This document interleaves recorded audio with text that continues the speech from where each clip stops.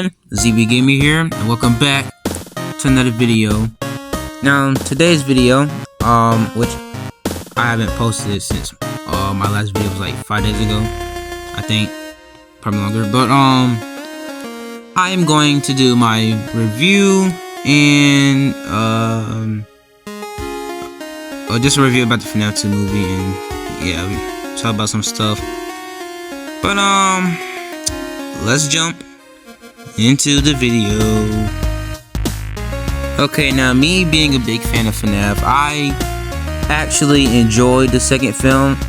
Will say it is a lot better. It was some good jump scares in it, not gonna lie. It made me jump out of my seat some. And like the characters did pretty well.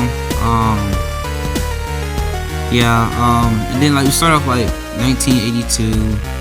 You know, there's this birthday party, and Charlotte Emily just waiting for the puppet, of course, and she dies trying to save a child, and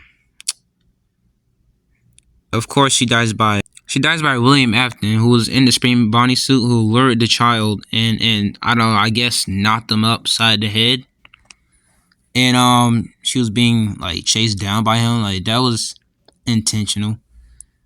A well played out scene, and later on she dies. Like, she screams and dies. That pretty much leads us on to our next scene, where we see like the puppet is just holding her body while she is dead, which obviously causes Charlotte to possess the puppet.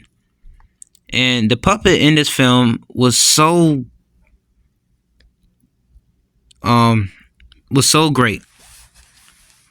She's done a lot. Like, she goes around possessing people. Like, she's possessed Abby.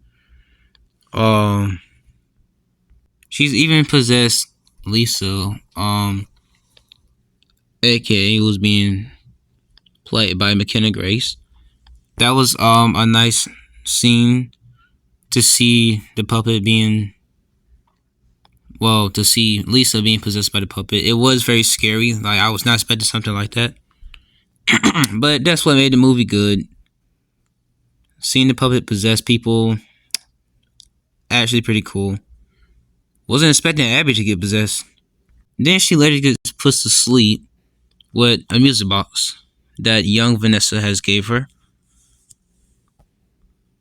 Then we have Michael Afton, which I already knew that this guy was going to be Michael Afton. Like, I predicted it, and I was right. Michael Afton, he played a good role in this. Well, Freddie Carter is his actual name, but it was exciting to see Michael Afton, and I will say, to see him get knocked out by Jeremiah was actually pretty funny. And of course, he was trying to like carry on his father's legacy, and he wanted Vanessa to come back home and stuff, and yeah, yada yada yada. But I really love to see Michael Afton in the second film. I was very excited to see him. He did give me a little jump scare when we first seen him. And of course, I was actually shocked to see Circus Baby cameo in the second FNAF movie. That was pretty surprising to me, to see her in this movie. Very shocking. Another shocking character to see was Shadow Bonnie. Guys, believe it or not, you might miss this. Some of you will. But I actually got a nice little glimpse of Shadow Bonnie, like right here, and that was actually surprising to see him. Like, you gotta actually pay attention, because like it moves very fast. So wasn't really expecting it, but hey, it's FNAF 2, of course. We know Shadow Bonnie's in FNAF 2. Shadow Freddy. I'm not sure if he was in the second movie or not. I didn't really see him, but I know I seen Shadow Bonnie, which is very exciting. Moving on to the toy animatronics. The toy animatronics, I will say they did pretty good. Not much killing, but I did love the scene where Toy Chica was like just smashed Abby's science teacher's head, like crushing it. And having Megan Fox voice as Chica was actually pretty cool. And her design, is very cool, very unique. And I don't know, the weird part that got me is when the puppet was inside her body and like she started shaking violently and her body just exploded. And that's when Abby gets possessed. Toy Bonnie, only seeing him pretty much just attack the little girl named Debbie and her mom. Matt Pat did very amazing with voicing Toy Bonnie. I almost didn't even notice. Well, I knew Matt Pat was voicing him, but it's like the voice sounded a little too girlish for me. But hey, that's just Toy Bonnie. Toy Freddy's voice, on the other hand, was deep as freak. My man had that deep voice. Like, bro has hit puberty. Like, I don't know what bro was on or what made him this mad to make his voice this deep, but holy cow. And he was very cool in the movie. Didn't really get to see him kill anyone either. Only seen Toy Chica kill. So, I mean, there's that. But hey, it's a toy animatronics. Mangle also was pretty cool in this movie. Seeing her like just having a free joyride on top of Vanessa's car, like trying to attack Vanessa, was actually pretty cool. She's very huge too, and like when she was grabbing Vanessa, her hand was huge. So there's that about Mangle. Then of course we got my boy Corey Kenshin back again. Seeing him in the second film was very cool. I mean, I predicted that he was going to be in this movie. I knew he had to. But yo, he had my boy Corey, along with Abby and No Beat with Black Eyes Toy Chica. Now, seeing this Toy Chica in the movie was actually pretty cool. I know CG5 was supposed to be the cupcake, but let's be for real, guys. The cupcake didn't even say a word. At least I don't think. I didn't hear Cupcake say anything. Nor has it had any action like the first Cupcake in the first FNAF movie. It was just sitting there staring menacingly. But that was nice to see Toy Chica with this no beak and black eyes. That was actually pretty cool. And there was a bunch of YouTuber cameos. Sadly, no Markiplier. Moving on to the Wizards. Now, I will say, when they were powering up, it was just like this music that just made it sound so cool.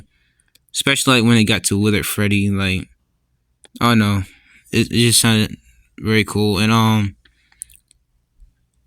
you guys want to explain to me why Foxy was growling? Well, not only Foxy, but it sounded like all of them was just growling, but mainly Foxy because you could hear his the most. Like, why are they growling? They're just animatronics. But like we had like a little gameplay scene with Withered Freddy. You know what I'm saying? Withered Freddy. We had a little gameplay scene and Chica. I will say for screen time, they didn't really get too much screen time. Especially Withered Bonnie. He had like the least amount of screen time. Well, actually no, I think Balloon Boy had the least amount of screen time. But Withered Bonnie didn't really have that much screen time either. Like we just seen him here laying on the floor and just seen him come to the event. My boy didn't even get a chance to stand up. I wish we did get to see him stand up. That would have been very cool. Like he just sat there while Mike closed the vents in his face. Foxy almost got to kill because Mike was literally starting to shiver in his boots, bro. Like the mask was not working. He was like, "Okay, this mask is not working. What do I do now? I am cooked. Foxy's going to kill me," which Foxy almost did. Luckily, Mike saved the day, and they all powered off. So yeah, there was that. The Withers did pretty good. Could have had more screen time, but hey, it is what it is. I still like seeing them in the movie. And here we got Mike, and Balloon Boy. Now, Hear me out. Mike did something that we all wanted to do for years. My boy Mike literally said, okay, I had enough of this fool. It's time for me to get the job done. Stands up, walks over to Balloon Boy, takes his head off and throws it towards the Withers. That was peak right there. I was so happy to see that happen. Then the next big thing, we see the FNAF movie animatronics from the first movie come back. Guys, they made a comeback and literally just destroying the toy animatronics. Like, oh my. Like, Foxy kills Toy Bonnie, Chica killed Toy Chica, of course, and Freddy killed Toy Freddy. Like, it was just so cool to see him come back. Like, I literally was so excited to see a FNAF fight. It's like they took information from the videos of FNAF fight animations and put it into the movie, like in big screen. Like, how exciting was that? A FNAF fight showdown between toy animatronics and the OG animatronics. That was so cool. Then pretty much this scene here is when, like, the last scene is when Vanessa gets possessed by the puppet, which is going to lead us on to FNAF 3. And lastly, we see my boy Springtrap. Game accurate suit and everything. The bloodiness, the smelliness, you name it. Like, oh my gosh, it was so amazing to see him again. And we already know, like, it's going to be a fast barrel price. You know what I'm saying? Final Phrase 3. Sadly, though, he didn't say his famous catchphrase, I always come back. But it was still good to see my boy at the end. It was so peak. Like, oh my gosh. I'm so excited for the FNAF 3 movie to come out. Like, I just wish it came out already. And this is just a photo of me with the Five Nights at Freddy's 2 poster at the movie theaters. You know what I'm saying? That's obviously me going to go see the movie. So yeah, yeah, that was that. But overall, the movie was actually fantastic. For me, it was like a 9 out of 10 for me. I actually really enjoyed it. Yeah. I know for most people, they're not going to really like it. They're going to be like, oh, this movie was so trash. It wasn't that good. It wasn't better than the first one. But this was like the one, like, better than the first one. More jump scares, more scary, more like everything. Like, I really love this, and I'm really looking forward to see the FNAF 3 movie. Like, I can't wait to see the Phantoms, Springtrap. Like, come on. And then, like, at the end of the film, they had like a little, like, tape recorder from Henry Emily. And of course, as confirmed, Skeet Ulrich played as Henry Emily.